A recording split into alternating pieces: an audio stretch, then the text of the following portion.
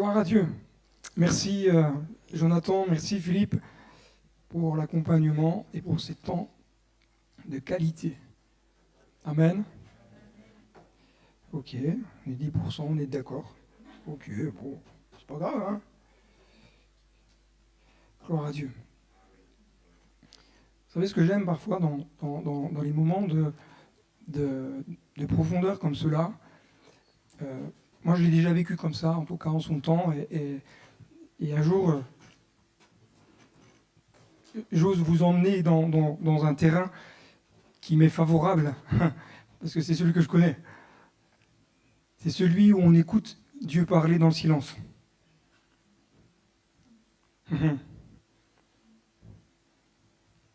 Alléluia. Je veux dire qu'il se passe des choses quand on fait silence. On est tellement habitué à se dire il faut impérativement qu'il y ait un fond musical, il faut impérativement que quelqu'un chante, il faut impérativement que quelqu'un prie à voix haute. Et moi je te dirais qu'il faut impérativement que tu écoutes Dieu à parler dans le silence. Parce que Jésus était plein de fois dans des endroits reculés. Souvent il est dit, il est là dans le désert, hein, c'est pas dans le Sahara. Hein. Dans le désert, littéralement, c'est un lieu qui était reculé, en dehors de toute circulation commerciale, etc., etc. Un moment d'isolement. C'est pas les déserts comme nous on peut le penser. On voit des Touaregs avec des chameaux, etc.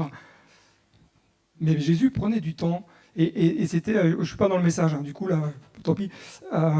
C'était une de mes lectures cette semaine, où dans l'Évangile de Marc, parce que je suis en train de faire toute une série, je prépare des séries de capsules en vidéo, et sur l'Évangile de Marc. Donc on est en train de parcourir l'Évangile de Marc, mais je suis déjà à la 4e vidéo, je n'ai pas fini le chapitre 1. Je me dis heureusement que je n'ai pas pris Matthieu. mais à un moment donné, Jésus, il est dit, moi ça m'a interpellé en tout cas, il se leva tôt, enfin je paraphrase, hein, il s'est levé tôt, il est sorti de la maison pour aller dans un lieu désert, pour prier. Vous voulez savoir la suite? Ben, vous irez voir sur la capsule pause matinale quand elle paraîtra. Alléluia. Gloire à Dieu. Alors j'aimerais continuer avec vous la thématique ensemble. Donc la semaine dernière, malheureusement, nous n'avons pas pu nous retrouver pour des raisons... voilà. Et bon, gloire à Dieu, c'est comme ça, le Seigneur est bon. Et j'aimerais voir avec vous ce soir, donc on continue, dans le livre des Actes, chapitre 3, verset 1 à 9, un texte que vous avez lu, relu, relu, peut-être que vous le lisez pour la 2e fois, 3e fois, je ne sais pas. Mais j'aime énormément ce texte. Il était 3 heures de l'après-midi. L'heure de la prière. Comme quoi, la réunion de prière, c'est pas que 19h. Hein. Mais vous savez que parfois, c'est étonnant hein, quand même, dans certaines cultures, on a l'impression que si on fait la réunion de prière à un autre horaire, il y a quelque chose qui ne colle pas, voire si on fait le culte un samedi au lieu du dimanche. Ah oui, mais c'est pas le dimanche. Hein. Est-ce que Dieu est limité à un jour? Moi, j'ai fait des cultes le vendredi soir. Ah oui, hein. Le dimanche matin, à Sochaux, sur la place... la déclaration, il n'y en a qu'une. Pour ceux qui connaissent Sochaux, quand on rentre en Sochaux, eh ben, on est déjà sorti de Sochaux parce que c'est tellement petit que... Mais l'église est située, il y a un grand parking qui a été refait. Et là, il y avait régulièrement des marchés, des braderies, et des fois, ça tombait le dimanche matin. Donc, le culte, il fallait le faire le vendredi soir. Donc vous preniez la Sainte Seine le vendredi soir. C'était perturbant. Enfin, ça bouscule nos habitudes. Hein. Mais là, il était 3 heures de l'après-midi, l'heure de la prière. Pierre et Jean montaient ensemble au temple. Or, on amenait un homme boiteux de naissance qu'on installait tous les jours à la porte du temple, appelé la Belle, parce qu'elle était belle la porte, hein, pour qu'il demande l'aumône à ceux qui entraient dans le temple. Voyant Pierre et Jean sur le point d'y entrer, cet homme leur demanda l'aumône. Pierre, accompagné de Jean, fixa les yeux sur lui et dit « Regarde-nous !» Il les regardait attentivement, s'attendant à recevoir d'eux quelque chose. Alors Pierre lui dit, « Je n'ai ni argent ni or, mais ce que j'ai, je te le donne au nom de Jésus-Christ de Nazareth. Lève-toi et reste assis. » Oh. Lève-toi et marche. Puis il le prit par la main droite et le fit lever. Ses pieds et ses chevilles s'affermirent immédiatement. D'un bond, il fut debout et se mit à marcher. Il entra avec eux dans le temple, marchant, sautant et adressant des louanges à Dieu. Et tout le peuple le vit marcher et louer Dieu. Et normalement, une église constituée avec la vie du ciel dit Amen. Amen. Le docteur Luc était médecin, donc le docteur Luc, j'aurais pu dire l'évangéliste Luc, mais le docteur Luc, dans ce deuxième livre qu'il écrit, qui va intituler qui sera intitulé Livre des Actes des Apôtres, mais moi personnellement, je préfère l'appeler le livre des Actes du Saint-Esprit. Parce que tout le livre des Actes nous parle des actes du Saint-Esprit, beaucoup plus que ce que font les apôtres. C'est important de replacer, attention, n'allez pas gribouiller sur votre Bible et dire « Ah non, c'est plus ça ». Non, c'est juste pour dire « Ok, mais mettons le focus sur ce qui est essentiel ». Le livre des Actes du Saint-Esprit. Et au travers de ce livre des Actes, Luc va faire ressortir très rapidement, dès le chapitre 3, deux personnages du lot. Il va les faire quelque part mettre en émergence dans son récit. Pierre et Jean. Pierre. Pourquoi Luc il va mettre en lumière Pierre, lui qui a renié Jésus 3 fois, lui qui a suivi Jésus de loin parce qu'il s'est dit oh là là, on ne sait jamais. D'accord? Et pourtant, c'est l'apôtre Pierre qui va faire en tout cas l'un des premiers, le plus grand discours de l'histoire de l'Église. Un homme extrêmement puissant. Pierre, d'habitude, on le pointe du doigt. On lui dit toujours « Ah, c'est pas bien, Pierre. T'es un mauvais disciple. » Et pourtant, c'est cet homme-là qui va amener, suite à son premier discours, 3000 personnes à la conversion. Ensuite, il nous parle de Jean.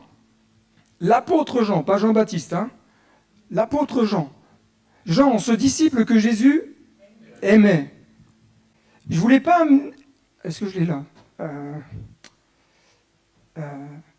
Si, je l'ai là. J'irai peut-être la chercher après.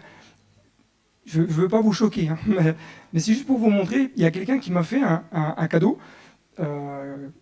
Quelqu'un dans l'église où nous étions.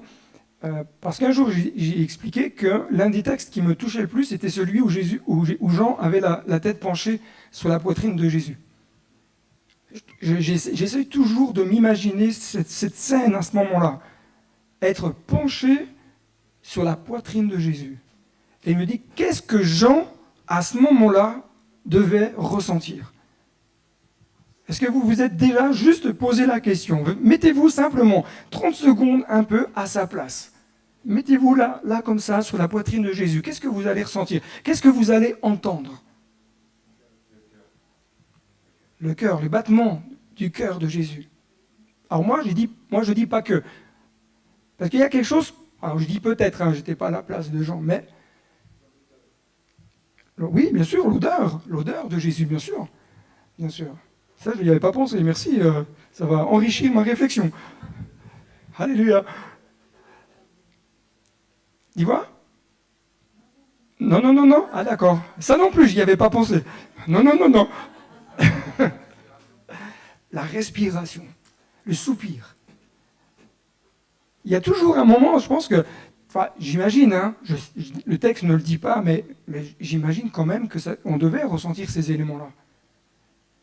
D'avoir un moment, se dire, waouh, entendre battre le rythme du cœur du Fils de Dieu. Entendre Jésus parler, des soupirs peut-être qu'il avait, sa respiration.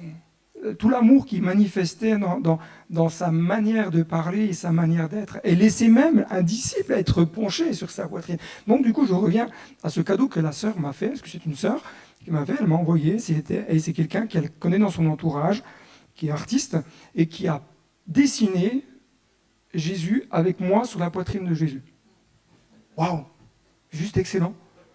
Juste excellent. J'ai dit merci Seigneur. Jean, ce disciple que Jésus aimait. Et c'est un privilège d'être appelé le disciple que Jésus aime. Et pourtant, c'est ce disciple-là qui va vivre quelque chose de particulier à la croix, puisque Jésus va lui dire, voici Marie, ta mère. Il va lui léguer quelque part la responsabilité d'aimer Marie comme sa propre mère. De dire, voilà, tu m'as aimé d'un amour extraordinaire, donc je t'ai aimé aussi d'un amour extraordinaire, et cet amour extraordinaire, tu vas le déverser maintenant vers Marie. Et il se tourne vers Marie, du coup Marie elle était là, mais maintenant elle est là. Il dit à Marie, mais Marie maintenant, voici ton fils. Et quelque part Jésus est en train de dire à Marie, tu vas l'aimer comme ton propre enfant. Parce qu'elle avait besoin d'exprimer ce qu'elle avait dans son cœur, elle avait besoin de manifester. Elle perdait son fils, et Jésus va combler quelque part quelque chose dans son cœur en lui disant, mais voilà ton fils, qui va permettre, c'est pas un substitut ou quelque chose, non, mais au travers de cet acte fort, Jésus est en train d'amener Marie sur le terrain de la guérison émotionnelle. Ça, on n'y pense pas, ça, d'habitude. On pense tout de suite à la guérison physique, mais la guérison de l'âme, quand tu es blessé au plus profond de toi, on prie souvent pour la guérison physique, et il faut, hein, il faut, mais la guérison intérieure, celle où on ne voit pas la blessure, celle où parfois c'est plus déchiré à l'intérieur qu'à l'extérieur. Et Jésus, lui, c'est le premier qui va démontrer par cet acte l'importance de la guérison de l'âme, les émotions. Et si vous n'avez pas l'habitude de l'entendre, ben alléluia quand même, parce que vous allez l'entendre plusieurs fois. Et deux disciples, donc Pierre, Jean, deux disciples au tempérament complètement différent. Hein, vous serez d'accord que Jean, c'est pas Pierre, et Pierre, c'est pas Jean. De la même manière que Philippe n'est pas Olivier, qu'Olivier n'est pas Philippe. Je ne pense pas me tromper. Hein. Et pourtant, les deux vont arriver à faire quelque chose d'extraordinaire, c'est d'être ensemble. Et pourtant, moi j'ai déjà lu les évangiles plein de fois, et j'ai lu un ouvrage qui est très intéressant, je ne sais pas si vous le connaissez, si vous avez peut-être déjà acheté, ou peut-être déjà lu, ça s'appelle Walk in Love, de Jérémy Sourdril. Si vous avez l'occasion, achetez-le, super intéressant, parce qu'il fait un décryptage du comportement des disciples durant le ministère de Jésus. Pourquoi ils se sont crêpés le chignon? Pourquoi Judas, à un moment donné, a vendu Jésus? Qu'est-ce qui s'est passé dans sa tête pour amener Jésus à la crucifixion? Et il ne faut pas croire que parce que là, ils étaient ensemble, mais avant, ce n'était pas toujours le cas. Hein. Il y avait des fois un petit peu des guerres entre eux. Hein. Qui c'est qui va être le plus grand et puis lui, qu'est-ce qui va lui arriver à lui? Et Jésus veut dire à Pierre, non mais qu'importe, toi, suis-moi, mais qu'importe ce qui va lui arriver à Jean. Et là, on retrouve Pierre et Jean ensemble. Extraordinaire. Début de leur ministère, début de la vie de l'Église. C'est quelque part les pionniers, c'est ceux qui vont amener les premiers fondements dans la vie de l'Église. Et c'est ensemble qu'ils vont monter au temple et qu'ils vont vivre ensemble quelque chose d'extraordinaire. Mais extraordinaire qu'à partir du moment où on est ensemble. Prenez bien la mesure du mot « ensemble ». Comme je l'ai dit la dernière fois, ou une des dernières fois, on peut être assis à côté de quelqu'un et ne pas être ensemble. On peut être dans le même lieu et ne pas être ensemble. La preuve, quand vous prenez le train, vous êtes ensemble et pourtant vous n'êtes pas ensemble. Vous êtes assis des fois à côté de personnes que vous ne connaissez pas et vous n'êtes pas ensemble. Vous ne pouvez pas dire que vous marchez dans la même direction de manière morale et spirituelle. Et dans l'Église, ce qui est important, si on veut voir le royaume de Dieu avancer, c'est d'être ensemble. Alors, je ne sais plus si j'ai mis le texte. Non, je n'ai pas mis le texte. Dans le livre des Actes, chapitre 3, verset 1, donc on l'a vu, il dit, il était 3 heures de l'après-midi, l'heure de la prière, Pierre et Jean montaient ensemble au temple. Ici, on retrouve quelque chose d'intéressant, c'est que la marche, ensemble, nous parle d'une marche en adéquation. On ne peut pas être ensemble et marcher comme on a envie de marcher sans se préoccuper de savoir ce que l'autre il fait, ou de son rythme, ou de ce qu'il est en train de vivre. Si deux personnes marchent sur un même chemin et qu'il y en a un qui a des cailloux dans une chaussure, très rapidement, vous allez vite voir que vous allez le distancer, puis que derrière, il va commencer à boiter, puis à un moment donné, il est obligé de s'arrêter. Je fais une petite anecdote, hein, quelque chose qui m'est arrivé ici à Besançon. Un jour, j'ai eu la très bonne idée avec un collègue de travail d'aller courir au stade Léo-Lagrange. On avait envie de perdre quelques grammes, et on s'est dit, allez, on va aller courir au stade Léo-Lagrange. Alors on était au stade Léo-Lagrange, sur la piste d'athlée, et comme deux valeureux combattants, et nous voilà partis sur la piste d'athlée. Mon collègue était un peu plus portant que moi, alors à un moment donné, je dis, sympa, hein, mais, et je commence à partir. Puis je le laisse derrière moi. Puis quand j'ai commencé à me faire doubler par les filles, moi j'ai arrêté de courir. Hein. J'ai dit, je rentre chez moi. Mais on n'était plus ensemble. Et du coup, qu'est-ce qui s'est passé? Il s'est découragé, il s'est arrêté. C'était mon erreur, c'est pas la sienne. Mon erreur à moi, c'est d'avoir dit, ok, je te laisse et je continue. Je voulais faire peut-être un peu le coq, j'ai dit, je vais te montrer ce que je sais faire. Mais on n'était plus ensemble à ce moment-là. Ensemble, donc on marche adéquation, on marche aussi dans une marche cohérente. Il faut qu'on soit cohérent dans notre marche. C'est aussi une marche qui, quelque part, d'un pas sûr, d'un pas qui va de l'avant, dans une même direction, dans une même position, dans une même pensée. Pas facile d'arriver à faire penser deux personnes de la même manière, d'être d'accord sur certains sujets. Non, ça vous arrive pas, vous, d'avoir des sujets qui fâchent? Des fois, on n'est pas d'accord et en plus, on a toujours raison, en plus. C'est toujours les autres qui ont tort. Mais est-ce que je me suis déjà juste posé la question de dire, est-ce que c'est pas moi qui ai tort? Est-ce que ma manière de penser, est-ce que c'est pas moi qui me suis trompé? Un jour, j'avais dit à un pasteur, et ce qu'il m'a répondu, j'ai été vraiment complètement pas d'accord avec lui. Je lui dis, pasteur, moi, quand je discute avec des personnes, ce que j'aime particulièrement, c'est que je prends cette position intérieure dans mon cœur, je me dis, mais j'ai quelque chose à apprendre de la personne, quel que soit son âge, quelle que soit sa culture, quel que soit son rang social, quelles que soient ses études. Or, s'il en a fait plus, forcément, j'aurai des choses à apprendre. Mais je me dis, mais j'ai forcément quelque chose à apprendre. Et j'ai été surpris que le pasteur me dise non. J'ai dit, l'humilité n'était pas trop au rendez-vous, visiblement. Or, soit il n'avait pas compris ce que je lui dis. Mais à un moment donné, c'est est-ce que, lorsque je discute avec un frère, avec une sœur, est-ce que je suis prêt à me remettre en question? Est-ce que ma manière de voir, est-ce qu'elle est bonne? Est-ce que quand je marche dans le royaume de Dieu, est-ce que je vise ce que moi je veux ou est-ce que je vise ce que Dieu veut? Et ce qui est intéressant, ce n'est pas ce que moi je pense, c'est ce que Dieu pense et c'est l'avancement du royaume de Dieu. Et si je dois ravaler ma fierté pour le royaume de Dieu avant, je préfère ravaler ma fierté. Et puis reconnaître parfois avec humilité qu'on a pu faire des erreurs. Enfin, quand je parle pour moi, je ne parle pas pour vous, je parle pour moi. Et puis je peux vous dire que j'ai quelques classeurs à la maison d'erreurs que j'ai pu faire. La marche ensemble. Ils étaient sur un même chemin, ils marchaient d'un même pas, avec un même objectif, celui d'aller dans un lieu de prière. Ensemble pour aller prier. Et le temple, moi j'aime beaucoup l'histoire d'Israël. Je ne suis pas un grand érudit sur l'histoire d'Israël, mais j'aime. En tout cas, j'aime ceux qui racontent parce que ce que moi je ne comprends pas, ils me le rendent tellement simple que je dis waouh! D'un seul coup, je me parais plus intelligent. Mais j'aime parce que dans la culture judaïque, on a énormément de choses à apprendre et ça nous aide à comprendre parfois l'importance du temple pour les Juifs. C'était un lieu de rencontre pour les Juifs. C'était le lieu où les hommes et les femmes se rassemblaient en un même lieu. Lieu de rencontre également entre le Créateur et la créature. C'était le lieu que Dieu avait fixé en disant « c'est là que résidera mon nom et c'est là que quelque part je vous rencontrerai ». Un lieu symbolique, spirituel.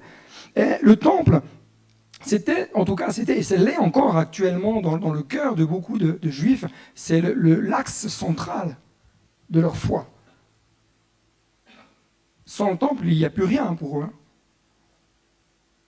Alors, nous, on n'est pas attachés au lieu, le Jérusalem, le temple, etc. On n'est pas attachés à ça, parce que nous sommes le temple. Le temple du Saint-Esprit, maintenant. Mais néanmoins, est-ce que dans mon cœur, à l'image peut-être physiquement de ce que Pierre et Jean ont vécu, est-ce que dans mon cœur, je vais à ce lieu de rencontre avec Dieu? Dans un moment pour dire, je vais à la maison de Dieu, je vais prendre un temps dans ce lieu pour prier, avoir un moment de connexion avec Dieu.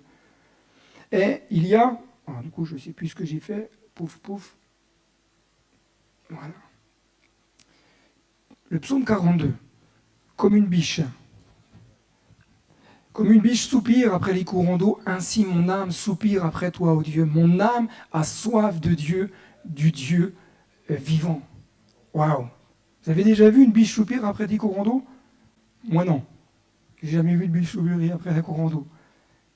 Mais elle soupire de pouvoir aller se désaltérer. Elle soupire d'un temps de rafraîchissement. Et toi, est-ce que tu soupires à ce moment-là? Vous savez, avec le temps, et il est vrai que la crise sanitaire n'a pas aidé. En tout cas, dans certains domaines. Je pense que dans certaines choses, elle a été bénéfique. Lorsqu'on se remet en question, elle a été, pour moi, en tout cas, personnellement bénéfique. Et pour d'autres, malheureusement, elle a été des freins, elle a été des choses qui ont complètement déstabilisé, amené beaucoup de personnes en dépression, chrétiens ou pas chrétiens. Mais, au travers de ces temps, est-ce que vous n'avez pas été assoiffés? Est-ce qu'il y a pas un moment donné, vous vous êtes dit, mais c'est pas normal. Je regarde le culte à la maison, mais j'ai l'impression qu'il ne se passe pas quelque chose, quoi. Vous avez beau écouter le plus beau des groupes de louanges à la télé, eh ben je suis sûr que vous n'étiez pas debout devant votre télé, les bras grands ouverts ou à genoux, vous étiez plutôt assis sur le canapé et à écouter. Enfin, moi, j'étais comme ça. Peut-être même certains en train de déjeuner, parce que c'était... Ou alors en train de faire à manger. On a tous été déstabilisés quelque part. Mais à un moment donné, je crois que Dieu, au travers de cela, a fait germer dans le cœur des enfants de Dieu une soif de la présence de Dieu, une soif d'un temps d'intimité avec Dieu. Je vais être honnête avec vous, je vous ouvre mon cœur, hein, vous ne le répéterez pas. De toute façon, ça va passer sur YouTube. Hein, donc, les 15 premiers jours du premier confinement, donc en mars 2020, j'ai cru que j'allais péter une de rythme. Du jour au lendemain, on se retrouve enfermé dans un appartement, sans activité, entre guillemets. J'ai dit, mais c'est sympa les murs, hein, mais... Et en plus, dans l'appartement que nous avions à Reims, alors nous avions une vue intéressante, il y avait des arbres. Ça avait un peu de verdure quand même. Et en plus, comme on habitait au bord d'un boulevard et que la rue encore un peu plus derrière, c'était la voie rapide, donc c'est bruit non-stop. Il n'y a que 2 heures où ça circule pas trop, c'est entre 2 heures et 4 heures du matin. Après, ça circule tout le temps. Donc, et là, vous étiez dans la rue, vous n'entendiez rien. Et à un moment donné, on avait acheté un comment ça s'appelle un truc là pour s'allonger là, un transat, voilà, merci. Et on a acheté un transat pour se dire, on va profiter du soleil. En plus, il faisait beau.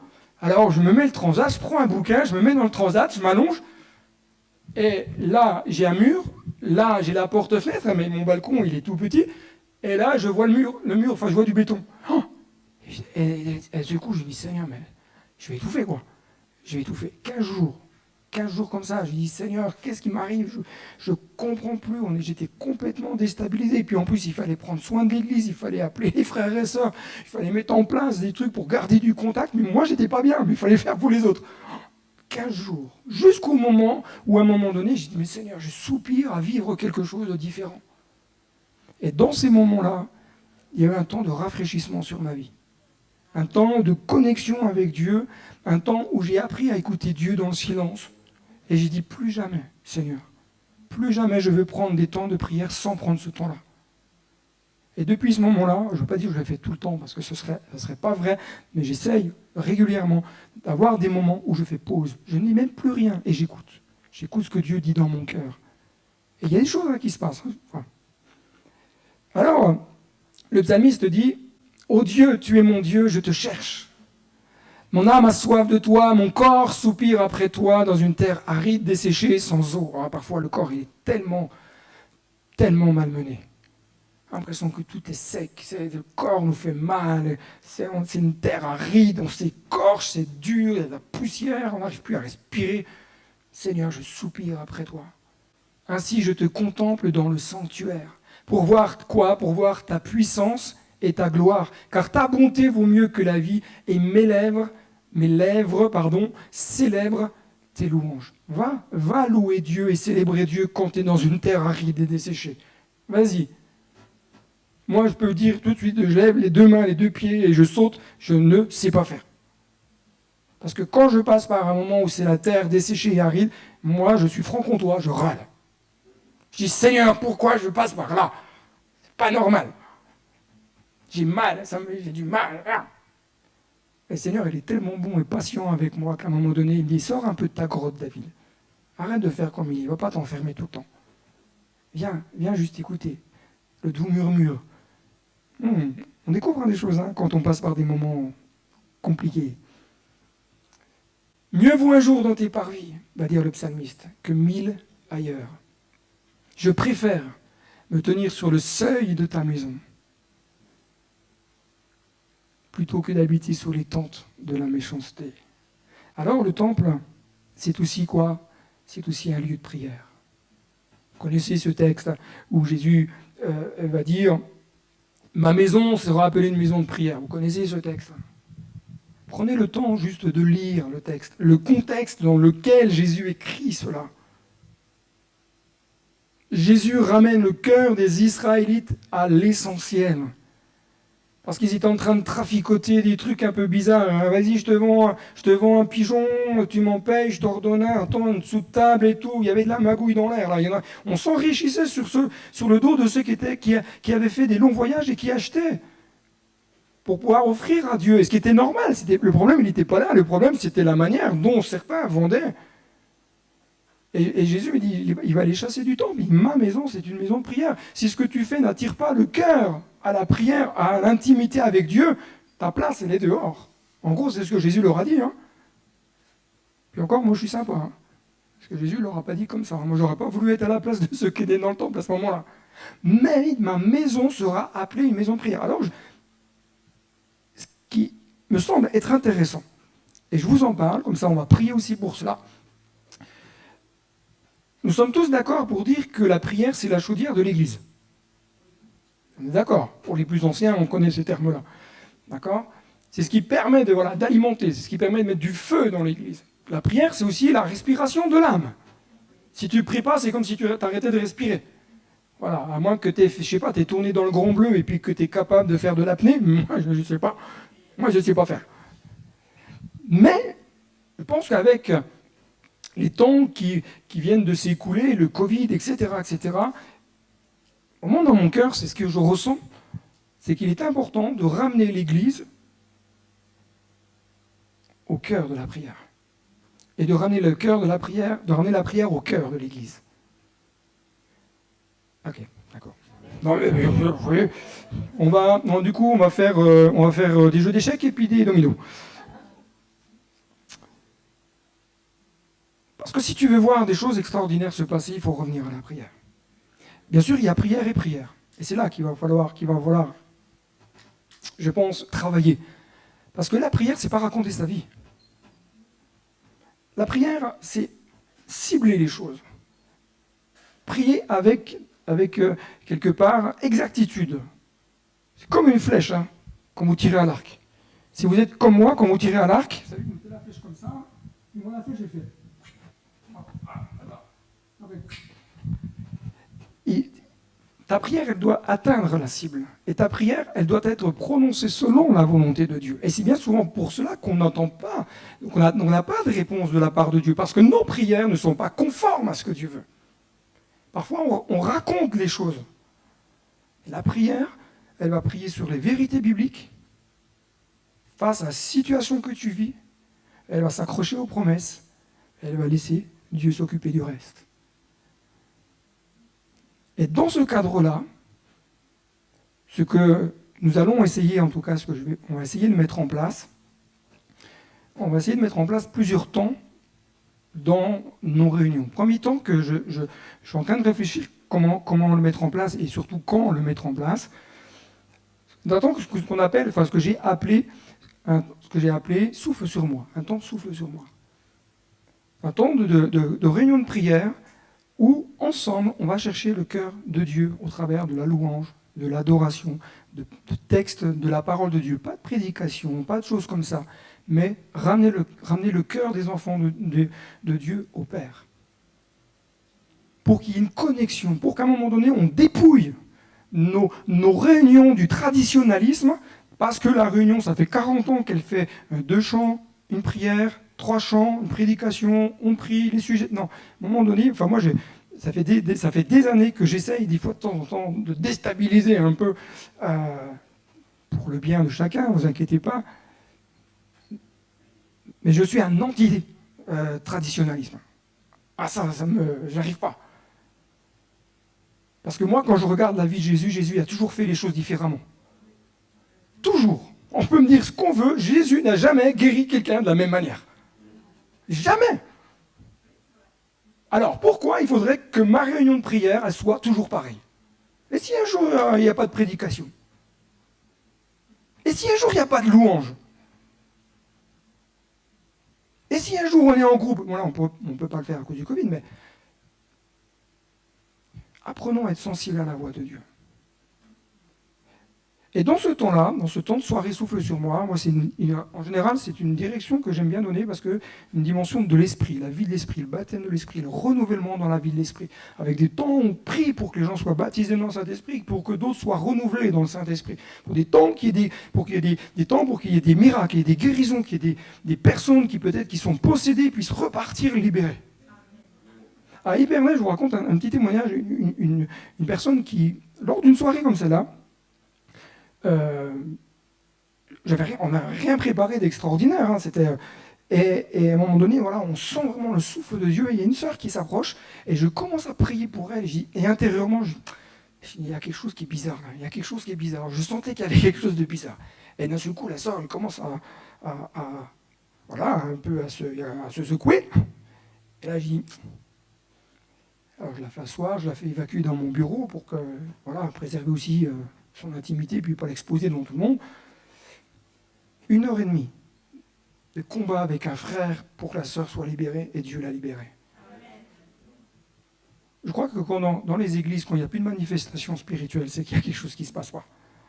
Les démons doivent être dérangés dans nos réunions de prière et dans nos temps d'intercession, de vie avec l'esprit. Et c'est des temps où je souhaite, en tout cas par rapport à cela, ouvrir l'église dès le midi. Par exemple, ce sera le mardi, puisque c'est le jour de la réunion de prière, dès le midi, et ça sera, pour ceux qui le souhaitent, comprenez-moi bien, ça sera une journée de jeûne et prière. Et ceux qui veulent venir midi et demi, 1h, 1h30, qu'importe, s'ils veulent venir 10 minutes, un quart d'heure, 1h, 2h, 3h, qu'importe, venir prier, chercher Dieu. Il n'y aura pas de prédication, il n'y aura pas de louange, il n'y aura pas de rien, mais juste chercher Dieu. Et le soir, terminé par un temps, dimension de l'esprit, on veut réclamer la grâce de Dieu. Ramener la prière. Parce que la maison de Dieu, c'est une maison de prière. Le temple, c'est un lieu de miracle au pluriel. C'est un lieu de miracle. Et Matthieu, toujours, dans l'évangile de Matthieu, des aveugles et des boiteux s'approchèrent de lui dans le temple et il les... Venir dans la maison de Dieu pour vivre le miracle. Attends-toi à vivre le miracle.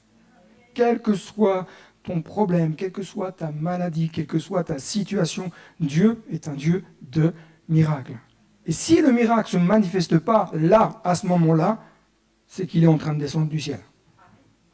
Tôt ou tard, il va se manifester. Maintenant, c'est l'affaire de Dieu, c'est pas la mienne, moi je ne suis pas Dieu. Le temple, c'est un Dieu aussi de louange. Mais les principaux sacrifices, et c'est là que c'est intéressant, parce qu'on se rend compte que ceux qui râlent, c'est les religieux. C'est pas les autres. C'est quand même les sacrificateurs, les scribes, qui disent non mais c'est quand même pas normal. Non mais comment ça se fait? Qu'est-ce qui se passe tout ça? Indignés, c'est fort le texte, ce qu'il dit. Furent indignés à la vue des choses merveilleuses que Jésus avait faites. Alors là, moi, je ne comprends pas, quoi. Comment on peut s'indigner de voir des gens être guéris et délivrés? Ah oui, mais c'est pas normal, pasteur. La délivrance, elle ne devrait pas se passer comme ça. Mais qu'est-ce que j'y peux, moi? Et Dieu, il fait ce qu'il veut. Et ce qu'on doit se réjouir, c'est que la personne soit délivrée ou qu'elle soit guérie. Et puis si la personne, elle est guérie parce qu'elle elle est juste passée devant, on n'a même pas le temps de prier pour elle, et puis que Dieu l'a guérie. Bah, gloire à Dieu. Pour ceux qui connaissent, moi je ne le connais pas personnellement, mais j'en ai entendu parler. Aimé Cizeron, quand il est parti à l'île de la Réunion, les gens touchaient sa voiture et les gens étaient guéris. Hein. Et bien vous savez quoi? Moi, les gens, ils touchent ma voiture, ils ne sont pas guéris. Je lui ai dit, mais quand même, Seigneur, pourquoi? Parce que je n'ai pas le même ministère. Point, c'est tout. Et puis Dieu fait ce qu'il veut, parce que Dieu ne fait pas toujours de la même manière.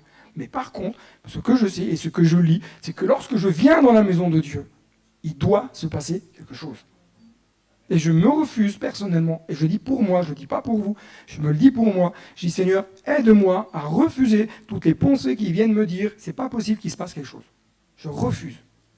Je veux croire. Je veux croire que l'extraordinaire peut se passer. Parce que le temple, c'est le lieu, j'aime bien le dire comme ça, c'est le lieu où le ciel vient rencontrer la terre. Chaque fois que tu viens dans la maison de Dieu, c'est le ciel qui rencontre la terre. Waouh! C'est pas la terre qui va rencontrer le ciel, c'est le ciel qui vient à la rencontre. Pierre et Jean passent par là. Hasard qui passe par là au même moment qu'il y avait cet homme qui était, en plus c'était là souvent, puisqu'on le déposait, c'était le seul moyen qui gagnait un peu d'argent, il n'y avait pas les moyens sociaux qu'on a aujourd'hui. Il n'y avait pas la banque alimentaire, il n'y avait pas les restos du cœur, il n'y avait rien, il n'y avait pas l'armée du salut. Et Pierre, il dit, acte 3-4, Pierre, accompagné de Jean, fixa sur lui les yeux sur lui et dit regarde-nous. Et là, on voit tout de suite, et regardez bien ce que dit, comment écrit Luc. Pierre, accompagné de Jean. Il place Pierre en leader. Qu'on aime ou qu'on n'aime pas le mot leader. Le leader, pour moi, c'est celui qui montre l'exemple. Ce n'est pas le leadership comme on l'entend dans l'entreprise. C'est quelqu'un qui montre la direction par l'exemple. Et Pierre, là, Luc le positionne en tant que, quelque part, le responsable du groupe. Accompagné. Et Jean accompagne Pierre. Et Jean n'a pas de problème à être celui qui accompagne. Il n'est pas frustré parce qu'il accompagne, non. Et vous remarquerez que qui est-ce qui s'adresse à l'homme? C'est Pierre, c'est pas Jean. Pierre a vraiment vécu quelque chose à la Pentecôte qui l'a transformé. Pierre, accompagné, va fixer les yeux sur cet homme et regarde-nous. Et Pierre va inviter cet homme à faire quelque chose d'extraordinaire. Il va dire, hey, lève-toi. Lève-toi. J'ai pas d'argent, j'ai pas d'or, de toute façon, ce que j'ai, je te le donne. Ok. Ce que tu as reçu gratuitement, donne-le gratuitement. Je fais juste une parenthèse. Ce texte-là parle du salut. Hein. On ne parle pas des artistes qui vendent leurs CD. Hein. Non, mais parce que certains chrétiens disent « Ah, mais c'est pas normal, hein. L'inspiration, elle vient du ciel, alors pourquoi tu vends un CD ?» C'est des artistes, ils ont besoin de vivre. Mais là, le texte, il parle du salut. Tu as reçu le salut gratuitement, tu le donnes gratuitement. Ne fais pas payer à l'entrée pour que tu entendes l'évangile. Ça va? Je ne vous choque pas, vous me dites. Hein. Mais Pierre va dire à un moment donné à cet homme, et ce qui est intéressant, il dit « Lève la tête, quelque part. Regarde-nous. Arrête de regarder ta situation. Arrête d'avoir, quelque part, les yeux rivés sur ta difficulté. » Je pense que cet homme, à force avec le temps, il entendait les gens passer. Peut-être qu'il dit « Ah, une petite pièce. » J'ai été, je ne sais pas si je suis passé l'autre jour vers un magasin, il y avait un homme qui était là, à la poste à Palante, là. Et quand il y a quelqu'un qui arrivait, il secouait son truc avec l'argent. Alors, je ne sais pas s'il parlait français, mais il avait compris le truc pour qu'on puisse être attentif. Peut-être que cet homme faisait pareil. Mais Pierre va lui dire, arrête de rester figé dans ta situation parce que ta solution, elle n'est pas là. Lève les yeux. Commence à regarder différemment. lui, il va s'attendre à ce que Pierre et Jean lui donnent un peu d'argent, ce qui est normal. Et je le comprends. Peut-être parce que, honnêtement, il y avait combien de personnes qui passaient devant lui tous les jours? Combien de personnes sont passées devant lui sans faire attention même qu'il était là? Mais le pire, combien il y en a qui sont passés à côté et qui me disent « Ah, il est encore là celui-là, hein. Ah, il est quand même devant la maison de Dieu, quoi. Ça dérange, hein ?» Et en plus, il était devant la belle porte. Ça dénaturait un peu quand même.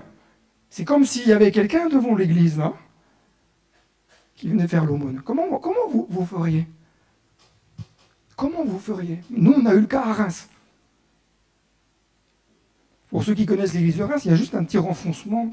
Il y a la porte et un petit renfoncement qui se met à l'abri. Et c'est déjà arrivé que des personnes se mettent là, s'assoient et font, je dis l'aumône, mais en tout cas, voilà, font la quête, juste là. Mais on passe et puis, mec.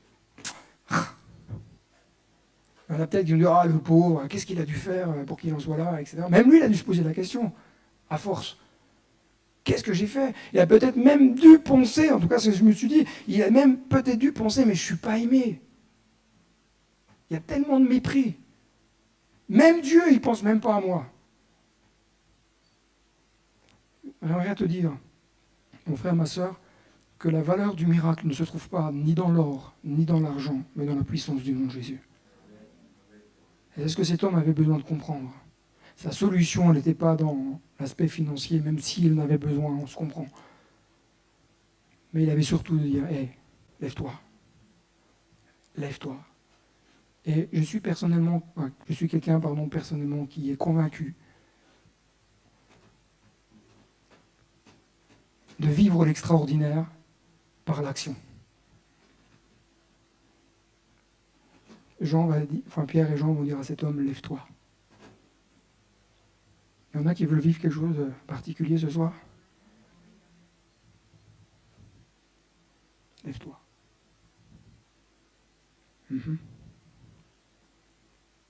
Comme quoi, vous voyez, on peut rester assis même si on veut vivre le miracle. Lève-toi.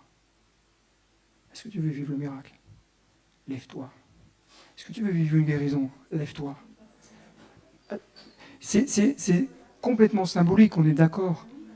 Mais c'est dans votre cœur que ça se passe. Dis maintenant, stop, j'arrête. J'en ai marre, ça fait peut-être 10, 15, 20, 30 ans, 50 ans, 2000 ans que je suis malade. Stop, je veux le changement et je me lève. Et ce qui est beau, c'est que Pierre et Jean, à un moment donné,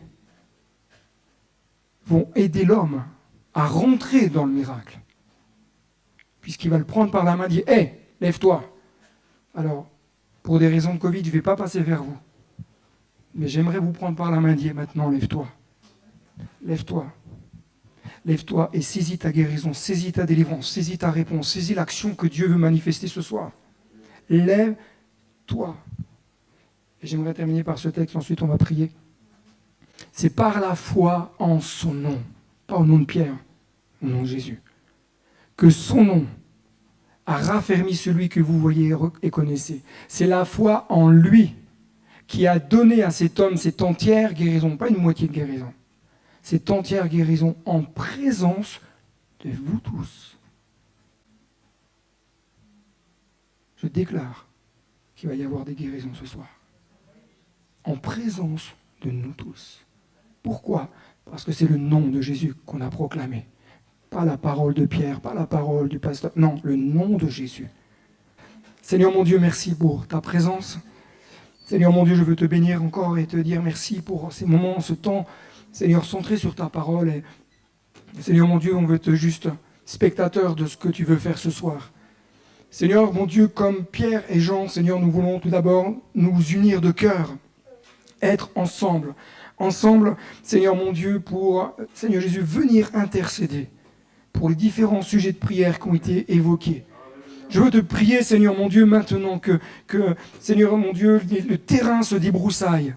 Seigneur mon Dieu, que le terrain, Seigneur mon Dieu, puisse être préparé. Seigneur mon Dieu, que ta grâce puisse se manifester, qu'une pluie de l'Esprit puisse venir humidifier, afin que la terre puisse produire du fruit. Seigneur, nous te prions pour que l'Église, Seigneur mon Dieu, retrouve, Seigneur mon Dieu, la direction de l'intercession, la direction Seigneur, du combat spirituel. Seigneur mon Dieu, aide-nous dans tout cela. Bénis mes frères, bénis mes sœurs, encourage-les, bénis-les, inonde-les, Seigneur mon Dieu. Seigneur mon Dieu, que s'il y a quelqu'un qui est malade, Seigneur mon Dieu, que tu puisses le guérir là où il est. Je le déclare au nom de Jésus. En ton nom, c'est ton nom qui a raffermi cet homme et c'est ton nom qui guérit ce soir. Au nom de Jésus, nous le déclarons parce que ton nom est au-dessus de tous les noms. Et tu confirmes ta parole par des signes, par des miracles, par des prodiges pour la gloire de ton nom. Alléluia. Que quelques voix s'élèvent. Commence à chercher la face de Dieu ensemble.